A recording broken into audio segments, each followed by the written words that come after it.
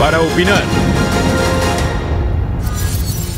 ¿Qué tal? ¿Cómo están? Qué bueno que nos acompañan. Recuerdo, es lunes y es noche para opinar y como cada semana saludo con gusto a mis compañeros Raúl Frías Lucio, director editorial de Mega Noticias, Elisa Alanís, colaboradora de Mega Noticias TVC y columnista en El Universal, Eduardo Torreblanca Jax, también colaborador de Mega Noticias TVC y columnista en el periódico El Financiero, y por supuesto también a Andrés Villarreal de Mega Noticias allá en Sinaloa. Muy buenas noches a todos y bueno, sin más preámbulos, uno de los grandes temas de hoy tiene que ver con el paquete presupuestal, lo que podríamos llamar así el arranque formal de la Cuarta Transformación. Esto se dio a conocer el fin de semana, se entregó el sábado, 5 de la tarde, y precisamente damos inicio con la columna denominada Un paquete sensato, que Sergio Sarmiento publica hoy en el periódico Reforma, y a quien no le parece un mal presupuesto. Esperemos que este presupuesto no sea, como tantos otros del pasado, una simple promesa que no impida que el gobierno gaste lo que quiera en lo que se le antoje. El del 2019 no es un mal presupuesto. Si el gobierno se atiene a él, se reducirá el temor generado entre los inversionistas por la cancelación del aeropuerto de Texcoco y las promesas de que Pemex dejará de exportar petróleo crudo. Sensato, Eduardo. Sí, me parece que es sensato, me parece que es razonable, ortodoxo, cosa que le gustará mucho a los analistas internacionales y a los estratégicos del país. Lamentablemente el hecho de que sea ortodoxo y esté aparentemente comprometido con un manejo responsable de las finanzas públicas no disipa los temores que de manera tan vehemente han podido ir acumulando los morenos y el propio presidente a lo largo de los 5 meses anteriores.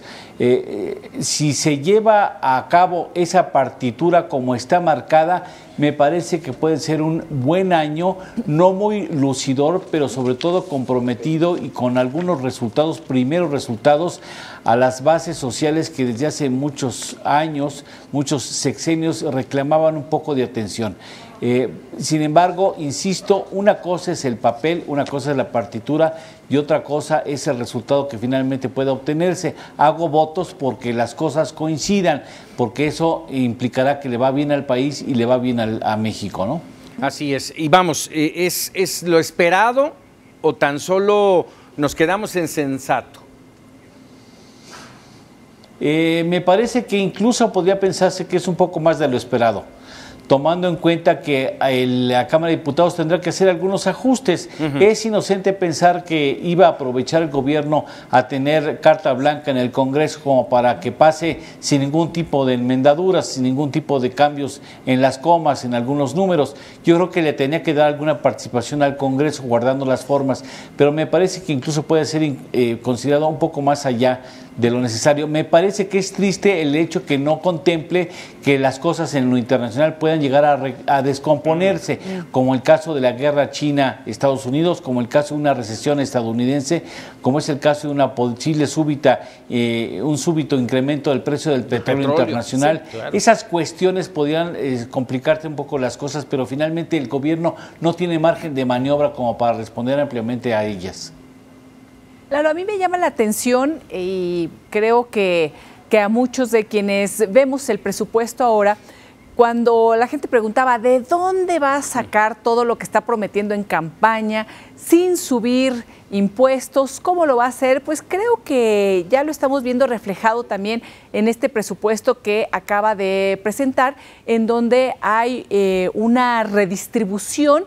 No sé si como nunca antes en tiempos recientes se había visto, pero me parece que es una redistribución interesante y que tiene que ver con estos fines y propuestas que hizo durante su campaña. Incluso ya empiezan a surgir pues algunas instituciones que no están muy de acuerdo porque vieron recortado ese presupuesto, pero por otro lado me parece que es parte de las propuestas que ha realizado. Incluso después tendremos tiempo de profundizar, por ejemplo, con el tema de educación. Sí, de esas mismas, estamos hablando de que por lo menos 15 de las 22 principales dependencias van a tenerse que apretar el cinturón y eso evidentemente ha generado mucha polémica, sin mencionar todavía, porque lo vamos a tocar más adelante, el tema del presupuesto para las entidades, Raúl.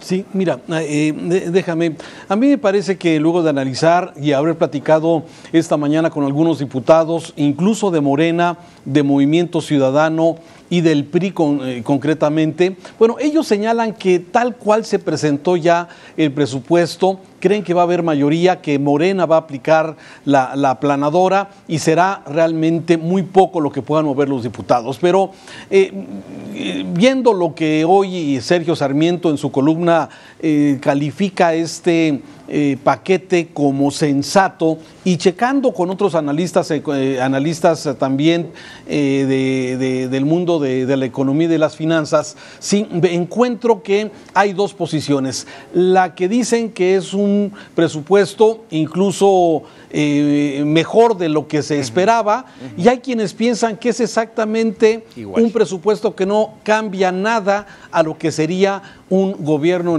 neoliberal. O sea, parece que será más o menos el mismo camino que se ha venido tomando hasta el momento, Paco. Aunque hay que hacer mención y hay que recordar que buena parte de este primer presupuesto de la Cuarta Transformación viene trabajado desde la administración de Enrique Peña Nieto. Pero bueno, a ver, Andrés, ¿en cuáles serían los puntos en donde hay que poner mucha atención en este presupuesto?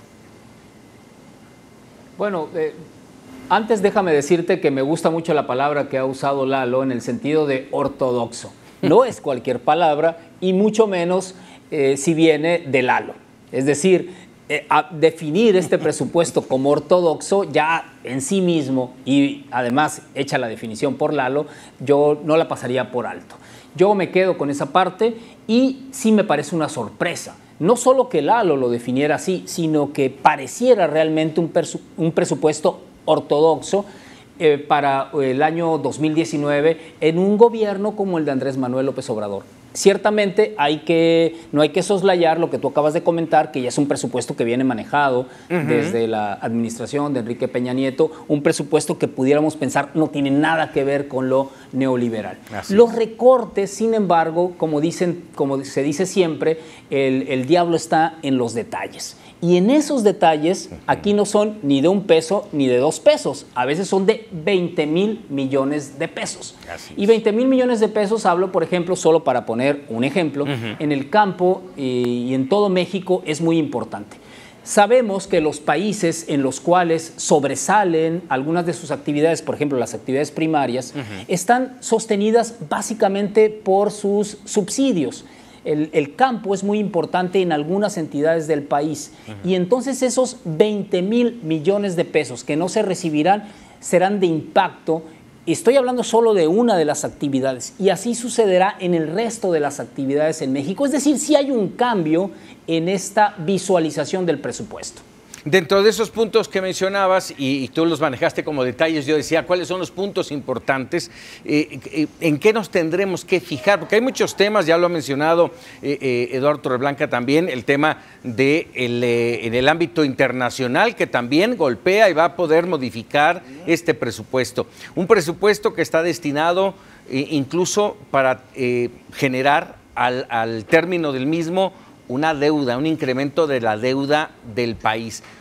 ¿Se quedará tan solo en eso, en una pequeña deuda, en un incremento pequeño, o va a generar más? Raúl. En relación a la deuda vinculada contra el Producto Interno Bruto, yo creo que hay una tendencia a la disminución. En ese sentido, creo que hay una cierta ortodoxia.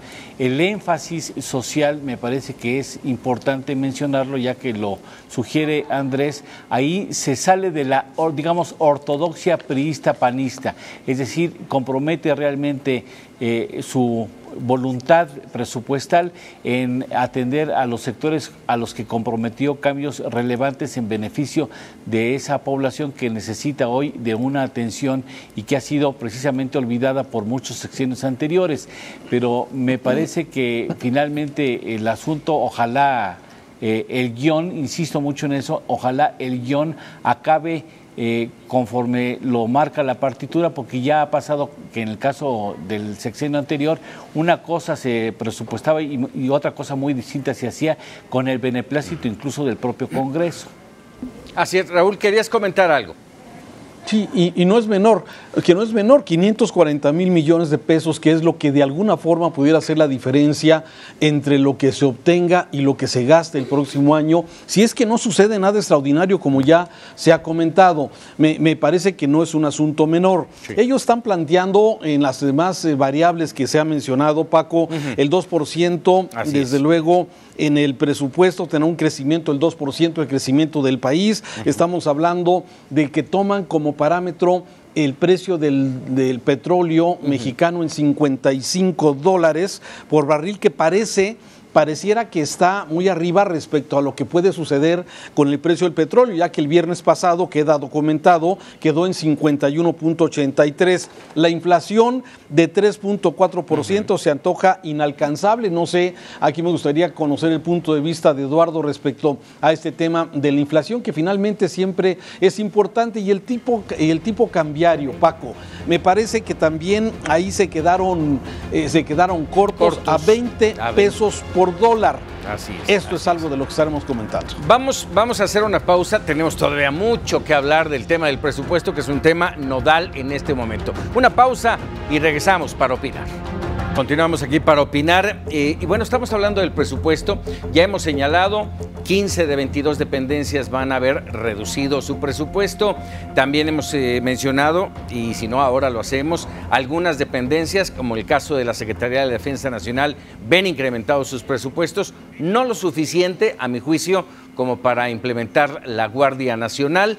Tenemos el tema de las universidades, que también ven reducido su presupuesto. Y por último, mencionar 251,000 millones de pesos destinados a los programas prioritarios de la Cuarta Transformación. ¿Cómo ver todo esto, Raúl? Es menor a lo que se había dicho. Te acordarás que el presidente en campaña y como presidente electo había señalado que iba a haber 500,000 millones de pesos, ahorros de la corrupción, que serían aplicados a los programas prioritarios del gobierno de López Obrador. Sin embargo, estos 18 programas quedaron en 251,600 millones de pesos, que no es menor, especialmente cuando vemos que se va a aspectos asistencialistas. Especialmente a mí me sigue llamando la atención este gran programa de jóvenes con futuro, que van a recibir pues un salario por seguir estudiando, por ser aprendices, y que estamos hablando de más de 2 millones de jóvenes. También de becas de otro tipo, que también se ha mencionado para jóvenes que están ya en bachillerato o en universidad. Esto es algo de lo que menciona, y desde luego pues los asuntos de el Tren Maya, que ya en este presupuesto vienen marcados, si no me equivoco, 6,000 millones de pesos solamente para iniciar este gran proyecto del Tren Maya. Pero me parece que el presupuesto en general es un presupuesto que va al tema asistencial. Los adultos mayores, por ejemplo, es el caso también. Adultos mayores. Así es. Y bueno, en todo esto, nos llama la atención esto que tú mencionas, Raúl, del tema del asistencialismo, porque no necesariamente es lo que requiere necesariamente el país. Hay otros proyectos a los que hay que invertirles mucho más dinero. Lo que yo veo es que los proyectos que se han vivido en sexenios pasados tampoco han sido suficientes para poder reducir la desigualdad y combatir realmente la pobreza en nuestro país. Entonces, a mí me parece que esta es una apuesta de un cambio o por lo menos de algo distinto, en donde se está viendo y volteando a mirar a aquellos que se quedan sin oportunidades en muchas ocasiones. Por ejemplo, el tema de los jóvenes me parece vital, y lo estamos viendo en este presupuesto a través de la Secretaría del Trabajo y también a través de lo que está pasando en el tema educativo, que hay un gran revuelo por la disminución de las universidades públicas, pero que se va a crear con ese recorte o con ese ahorro que se está dando en las grandes universidades, las 100 universidades que también Andrés Manuel propuso. Ahora, ¿esto es populista o no? ¿Funciona o no? No lo sé, pero lo cierto es que, por ejemplo, las grandes universidades, incluyendo la UNAM, no están dando cabida a todos los jóvenes que realizan su examen, y muchísimos muy buenos, con buenos promedios, se están quedando fuera. Se tiene que voltear a ver al futuro de México, que no tiene esperanza, que no tiene otras opciones y que ahora deberán tenerlas. Creo yo que ese es como la mira general y la apuesta que se está haciendo. Sí, y aquí agregaría el tema, mencionas tú. A mí me parece, Paco, que deberíamos hacer una diferencia, Paco, sí, en algunos de los conceptos que me parece esencial.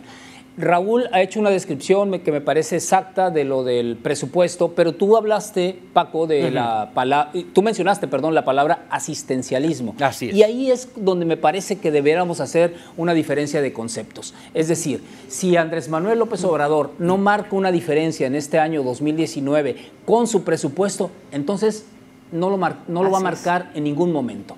En la manera en la cual se va a gastar el dinero es en la cual pudiera marcar una diferencia el nuevo gobierno. Yo diría, por principio de cuentas, que los conceptos están un poco en el pasado. Si tú sigues hablando de asistencialismo, como lo ha definido en el próximo presupuesto, entonces estamos hablando con el lenguaje del pasado para una situación del presente. A mí me parece que Andrés Manuel y obviamente el Congreso, por supuesto, que es al final quien debiera definir el presupuesto, porque esa es su facultad, debe establecer estas diferencias de conceptos. No es una situación de asistencialismo, es un gobierno de izquierda y por tanto tiene que establecer como prioridad algunos de estos programas. Tú decías, bueno, más bien Elisa hablaba de los jóvenes y los apoyos a los jóvenes. Ahí no son cantidades menores y hay que establecer ahí esa diferencia. Eso es lo que me parece que tiene que hacer un gobierno de izquierda y eso es lo que me parece el mensaje que está mandando Andrés Manuel y por supuesto también la Cámara de Diputados en la definición de los presupuestos. Estos conceptos en los cuales hablábamos como en el pasado de asistencialismo, que es realmente una definición muy de los gobiernos priistas, creo que la debemos de dejar afuera, porque si seguimos explicándonos las cosas como lo hacíamos en el pasado, es donde no vamos a entender lo que está sucediendo.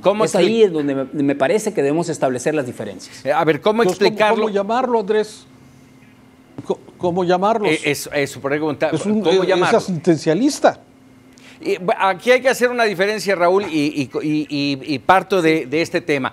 En el caso de los adultos mayores, para mi gusto, sí es asistencialismo. En el caso de los jóvenes, es un empujón hacia una necesidad que tienen muchos jóvenes en el país de tener un camino, una posibilidad de futuro, ¿sí? Y es abriendo universidades y es también el tema de los jóvenes construyendo el futuro.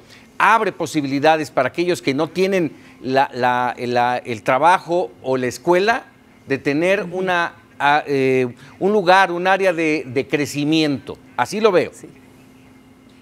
Y en ese sentido yo pienso, por ejemplo, que en el tema de los adultos mayores son personas que ya trabajaron, que ya dieron su vida o lo mejor de ellos y en muchas ocasiones están viviendo situaciones muy, muy precarias porque si bien les va, tuvieron una pensión, una jubilación, pero sin duda sus ingresos se van viendo mermados. Y si vemos también las estadísticas y vemos el nivel poblacional y el nivel de ingresos, estamos viendo cómo tenemos adultos que en algún momento pudieron tener un mejor nivel de vida y ya adultos mayores en la pobreza o en alguno de los 3 niveles de pobreza en condiciones muy precarias. Entonces a mí me parece que también esta es una parte importante de reconocimiento y de ayuda, sin duda, asistencial a quienes ya dieron lo mejor de sí mismos y quienes no van a tener ninguna otra posibilidad. Ahora, también qué bueno que se abran otros espacios de trabajo que hemos visto y de reconocimiento a los adultos mayores y creo que eso también será importantísimo y central, que puedan seguir activos, trabajando y compartiendo lo que saben y su experiencia. Ahí me gustaría conocer el punto de vista de Eduardo Torreblanca. Eduardo. Yo creo que vale la pena conceder el beneficio de la duda y sobre todo ver la posibilidad, si estos programas marcan un cambio de tendencia en el manejo de la pobreza y limitaciones que tienen en algunos casos los adultos mayores o los jóvenes.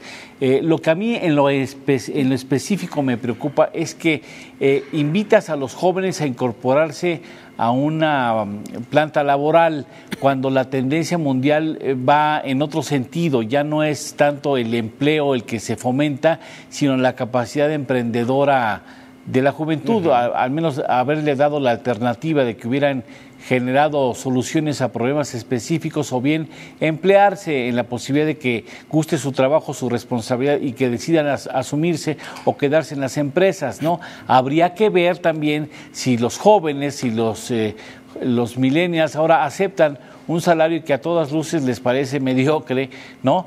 Aunque no saben hacer nada, pero de todas maneras quieren ganar bien, a ver si aceptan la oferta de incorporarse como aprendices. No, bueno, a mí me ha tocado, a mí me ha tocado jóvenes que les dices que van a ganar 4 o 5 mil pesos y dicen, ¿qué? 4 o 5 mil pesos lo gana el señor de la franela en la esquina, claro. ¿No? ¿Para qué voy a esclavizarme 6, 8 horas para ganar una miseria? Así lo piensan ellos, no lo ven como una oportunidad. Así es. Pero yo creo que lo pensará alguna parte de los jóvenes, pero muchos otros no han tenido la oportunidad siquiera de poder ingresar a una empresa. Porque cuando dices de emprendedores, pues sí, pero ¿qué tan emprendedores hemos sido hombres, mujeres, adultos y jóvenes en este país cuando la informalidad es el común denominador? Es decir, yo creo que también poder ingresar a empresas y tener esas oportunidades que muchísimos no las tienen. Algunos dirán, me parecen poco, pero muchos otros ni siquiera han tenido esa posibilidad de poder pisar, de que los consideren y de que digan, vente a trabajar aquí con nosotros. Yo creo que ese es el objetivo de los jóvenes, que son los más vulnerables en ese sentido y que tendrán que ser identificados. Coincido en que hay que ver cómo se van a ir implementando, ¿no? Esto, y ahí veremos si son efectivos o no.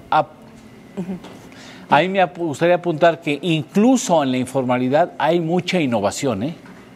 Sí, pero independientemente de la informalidad o no, que exista mejor innovación también dentro de la formalidad y con algunas prestaciones, es decir, que podamos ir elevando también no únicamente la calidad de trabajo, sino también la calidad de ingresos y de nivel de vida que se pueda tener en general, ¿no? Porque la informalidad muchas veces también es perseguida, entonces claro, creo yo que habría que romper círculos viciosos, independientemente de que no estoy diciendo que en esa informalidad la gente no realice su mejor esfuerzo, ¿no? Me gustaría cambiar rápidamente de tema, dentro del presupuesto, por supuesto, nos quedan muy poquitos minutos de este bloque, para hablar del tema de las participaciones estatales en el presupuesto. Hay quienes mencionan, hay un incremento, hay otros que dicen no, le van a cortar al ramo 33. En fin, ¿cómo lo ven, Raúl? A ver, yo les platico rápidamente el caso de Jalisco, en donde el gobernador Enrique Alfaro ha levantado la voz en varias ocasiones desde que tomó protesta y desde antes de ser gobernador, que fue el 6 de diciembre. Él, bueno, primero señala que en el presupuesto vienen recortes para el estado de Jalisco. Aquí el tema es que se necesitan tener unos parámetros muy completos para poder decidir, bueno, vienen recortes o no se consideraron los grandes proyectos que el gobernador ha planteado para la comunidad de Jalisco. Uno de ellos, la línea 4 del tren eléctrico. Segundo de ellos, conclusión de una presa del Purgatorio para poder garantizar agua para la zona metropolitana de Guadalajara y la zona de Los Altos. Un tercer proyecto que es un libramiento de Puerto Vallarta para detonar la costa sur del estado de Jalisco.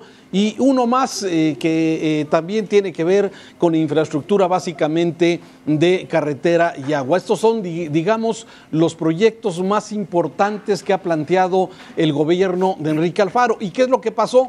Que por lo menos hasta hoy, en lo que se conoce, no viene ninguno de estos 4 programas prioritarios en el proyecto de presupuesto del gobierno federal. Ya no lo son. Por lo que Enrique Alfaro ha hecho un llamado para que se pueda de alguna forma considerar.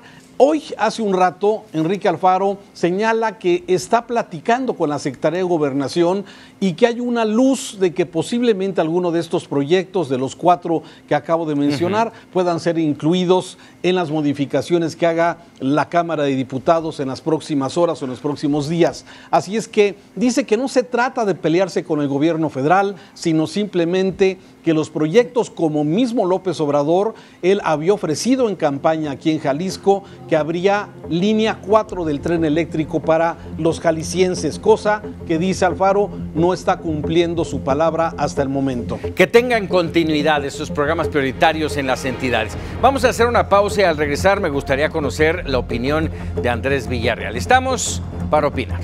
Ya estamos de regreso aquí para opinar y rápidamente le doy la palabra a Andrés Villarreal sobre este tema de las participaciones estatales en el presupuesto 2019. Andrés. Yo creo que ese será uno de los principales retos que tiene el próximo gobierno, Paco, Elisa, Lalo y Raúl. ¿Por qué? Y ahí quizás también, en contraparte, pudiera estar el principal contrapeso. Y uno de los contrapesos ha sido Alfaro, innegablemente, ha sido el gobernador que ha sobresalido en esta postura, digamos, no en contra, sino más o menos como estableciendo, pintando su raya, por decirlo de alguna manera, con el presidente Andrés Manuel López Obrador. Otros han sido mucho más cautos, de hecho la gran mayoría han sido mucho más cautos a este respecto. A algunos el presupuesto 2019 les afecta muchísimo. Por ejemplo, Sinaloa depende y en mucho de su presupuesto para la Secretaría de Agricultura, básicamente en los apoyos que se dan para los granos. Sinaloa, por ejemplo, es el principal productor de maíz y de frijol, de papa, de tomate, etcétera, pero en los granos es donde obtiene una cantidad impresionante de recursos vía Procampo, vía estos recursos que se dan para emparejar, digamos, el precio de garantía con el precio real en lo que se venden las cosechas, etcétera. Hay una serie de apoyos alrededor del campo que es ocioso incluso volverlos a mencionar. Pero ahí hay una reducción de 20,000 millones de pesos. Y ahí sí, como decía Raúl, para usar su frase, no es una cantidad menor, ni mucho menos. Y esas cantidades no menores están en el campo, están en seguridad, están en proyectos muy específicos en cada uno de los estados, que si una presa, que si una carretera, que si un proyecto integralmente planeado, etcétera. Cada estado tiene sus particularidades y está buscando esos recursos que no va a obtener este 2019. Y ahí es donde están esos detalles, el diablo está en los detalles, yo decía, de este presupuesto ortodoxo que hablábamos al inicio de esta discusión. Así es. Centralista, totalmente de acuerdo. Dentro de este rubro del presupuesto, comentaba ya hace un momento el que la Secretaría de la Defensa Nacional tiene un incremento, si no mal recuerdo, de un 11%, mientras la Secretaría de Marina... 16. Mientras que la Secretaría de Marina, la Procuraduría General de la República, incluso la propia Secretaría de Gobernación bajan. Y en este entorno, que además es la información que ofrece en su columna de hoy Alejandro Job, en otra columna titulada El reclamo militar al presidente López Obrador, Jorge Fernández Menéndez transcribe parte del contenido de una carta que un general de muy alto rango escribió al presidente López Obrador quejándose de la intención de bajar el sueldo a los mandos militares. Aquí un fragmento de la carta, la escuchamos, la analizamos y también tocamos el tema que hoy el presidente se reunió con las Fuerzas Armadas del país. No cometan un error estratégico ni una injusticia. El ejército es un cuerpo vivo, con columna vertebral y extremidades, pero sin cerebro no funciona. Usted no podrá traer generales de afuera y tampoco podrá hacer generales por designación. Aquí nadie quiere ser millonario. Esa decisión se toma desde que causamos alta para servir al país. Pero tampoco nadie quiere una reducción de su sueldo. Por lo menos nadie que se haya esforzado por muchos años para tener el más grande de los privilegios para un militar: conducir a la tropa. ¿Qué te parece? Yo creo que aquí sería importante saber quién escribe esa carta, quiénes escriben esas cartas, quiénes están inconformes y que muestren firma y que se la den también directamente a su comandante en jefe, ¿verdad? Porque creo yo que cuando existen estas expresiones así muy generales, me parece que en la carta hay un desdén, como si su comandante en jefe, el presidente de la República, no conociera internamente nada del ejército, ¿no? Le dices que usted no conoce que aquí no hay jerarquías, todos somos iguales, pero después ellos mismos empiezan a hablar de que la tropa es el brazo y otros son la columna vertebral y los generales es sí el cerebro y sin cerebro no se puede y con el cerebro es el que se tiene que dirigir y al que no le deben de bajar el sueldo. Entonces todo se reduce a que no quieren que se les bajen los sueldos. Y así como reaccionó el ejército en este caso, o los altos mandos, reaccionaron los ministros y seguirán reaccionando todo mundo en relación a ese presupuesto que no quieren perder y que no quieren que se vea mermado. Yo creo que de todos modos se están llevando a cabo todo por los cauces legales y democráticos, que eso me parece correcto,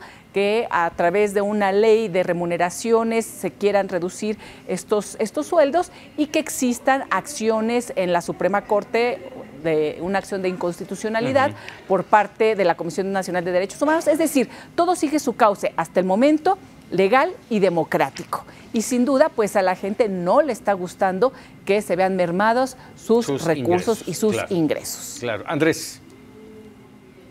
Bueno, pues a mí tampoco me gustaría, ¿no? Si de repente mi jefe inmediato me habla para decirme que me van a bajar el sueldo, pues yo no tampoco estaría de acuerdo. Me quedo con la parte que está resaltando Elisa hace un momento. Todo está por los cauces democráticos. Me gustó, me encantó el discurso y con todo el devaneo que tuvo de Luis María Aguilar diciéndole al presidente Andrés Manuel López Obrador, con todo y que andaba volteando a ver al cielo y quién sabe dónde andaba, que le dijera así, cerquita y en su cara, que hay una independencia, que hay un equilibrio de poderes y que él responde por el poder al cual está al frente. Él responde por sus jueces, por sus ministros. Eso me pareció muy bien y eso va por los cauces normalmente. Que si tuvo un devaneo y de repente sintió que en la parte más conflictuada del discurso se le bajó la presión, eso es otra cosa. Pero se lo dijo enfrente al presidente y eso me parece muy bien. Me siento en un país en el cual la situación se dirime donde se debe dirimir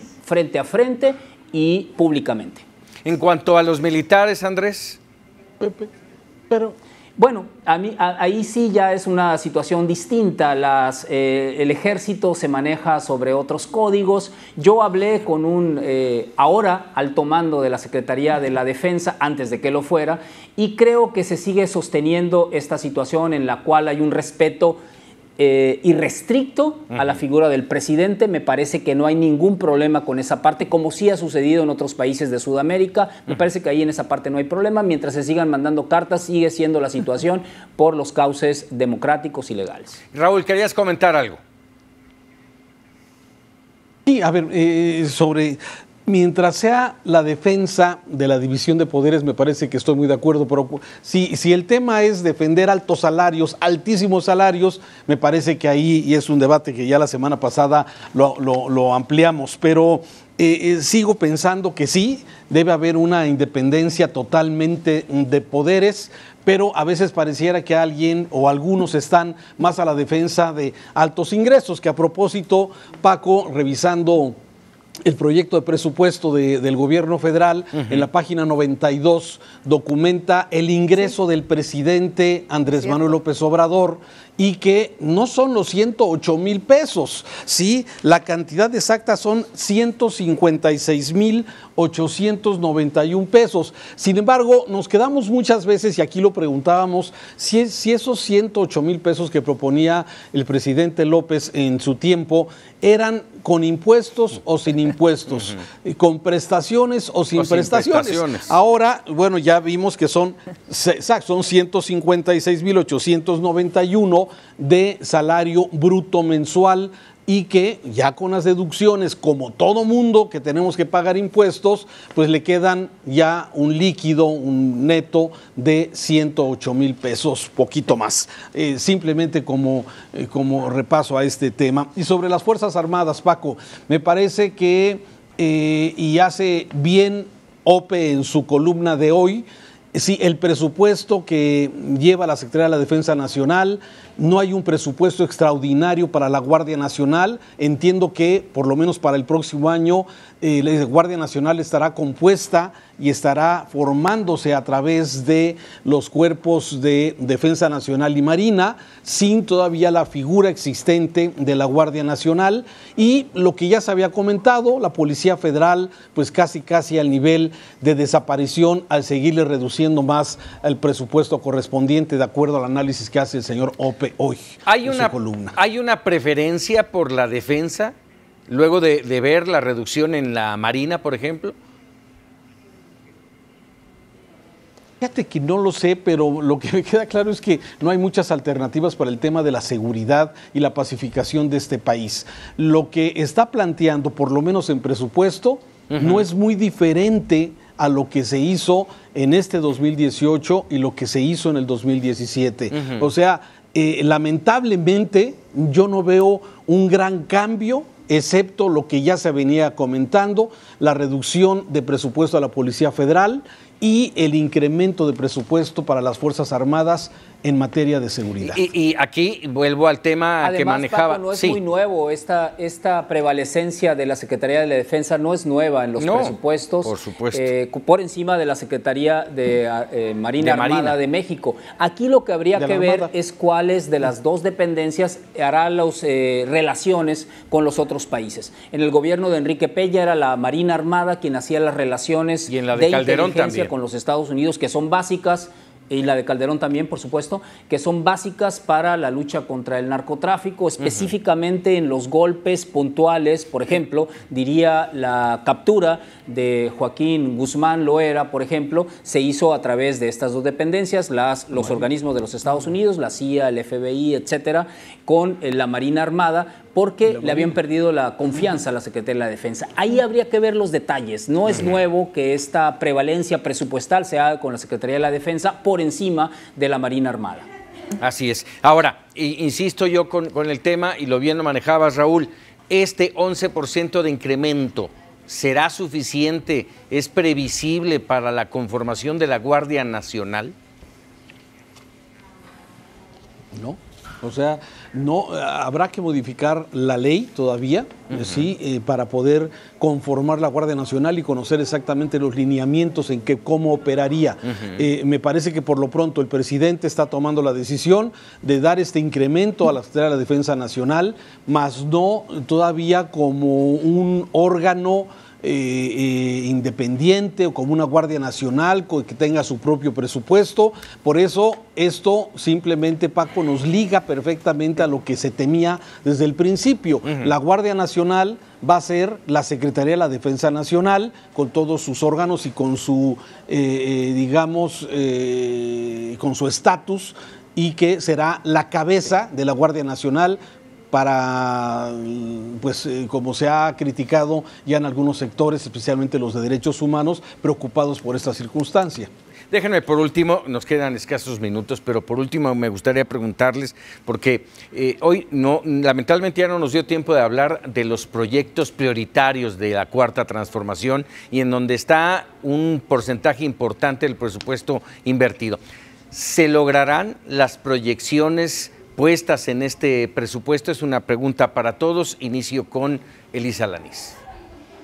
Yo espero que se logren. Nada más me gustaría recalcar, y esto va a ser muy importante, que una cosa es el presupuesto que se presenta, lo que estamos viendo el día de hoy, y otra cosa el que se ejerce. Y ahí es en donde la discrecionalidad ha sido el pan nuestro de cada día, y los gobiernos anteriores, incluyendo por supuesto el de Enrique Peña, que fue el rey de esta simulación, hacían lo que se les pegaba la gana. Por ejemplo, en el tema de presupuesto y de publicidad, en donde decían una cosa y la realidad es que gastaban muchísimo más. Hay que ver ¿qué va a hacer exactamente Andrés Manuel López Obrador? ¿Se va a ceñir a lo que estamos viendo el día de hoy o van a hacer lo que se les pega la gana? Eduardo Torreblanca, ¿se cumplirán las proyecciones? Sí. Yo así lo espero, a ver cómo lo operan. Pues una cosa es lo que dice la partitura y otra cosa es cómo la ejerces, cómo la desarrollas, sobre todo cuando es un trabajo que debe ser armónico. Y ya después veremos la eficiencia con la que se ejerce el recurso, porque una cosa es que le asignes el recurso y otra cosa es que se opere con eficiencia y se logren los resultados que se están buscando. Ese es otro tenor que tendremos que evaluar aproximadamente dentro de un año. Yo también, por supuesto, espero que las cosas resulten como están planeadas originalmente. Andrés Villarreal. Pues es que esa es otra palabra maravillosa, Paco, como la que decíamos al arrancar el programa de la ortodoxia. El presupuesto permite una manga muy ancha para el Ejecutivo que puede mover muchísimos de los detalles aparentes que ha aprobado el Congreso, que es el facultado para aprobar los presupuestos. Es decir, ahí no tiene nada que ver el Senado, sino el Congreso específicamente ve todo el presupuesto, pero la manga es tan ancha que le ha permitido todo el tiempo en este país a moverse muy ágilmente. La mano, la muñeca se puede mover muy fácil en esa manga. Raúl Frías. No creo que sea diferente. Hablamos muchas semanas, hablamos muchos meses de este día. Hablamos de que este presupuesto marcaría realmente la forma de gobernar o podría ser lo que nos dibuja lo que va a ser la forma de gobernar del próximo presidente, del presidente López Obrador. Se esperaba mucho este día porque, bueno, se hablaría si los mercados reciben positivamente el presupuesto, si los mercados mantienen su estabilidad, si no se devalúa más nuestro peso frente al dólar, y todo parece indicar que cumple con ese estándar. Hasta ahora no ha habido mercados nerviosos, hasta el momento no ha habido una depreciación del peso extraordinaria, y más o menos nos deja ver cuál es el tipo de gobierno que seguramente hará el próximo año el presidente López Obrador y Morena, desde luego. Así es. Bueno, pues hasta aquí para opinar esta noche. Elisa, Eduardo, Andrés, Raúl, gracias por sus opiniones y sobre todo a usted por permitirnos dejarlas aquí y usted tome una mejor opinión y decisión. Ya lo sabe, lo esperamos el próximo lunes, de aviso. Próximo lunes 24 y 31 no tendremos noche para opinar. Regresamos el 7 de enero con esta mesa que tanto les ha gustado y les agradecemos su permanencia en ella. Y bueno, por supuesto los dejamos con los memorables. Muy buenas noches.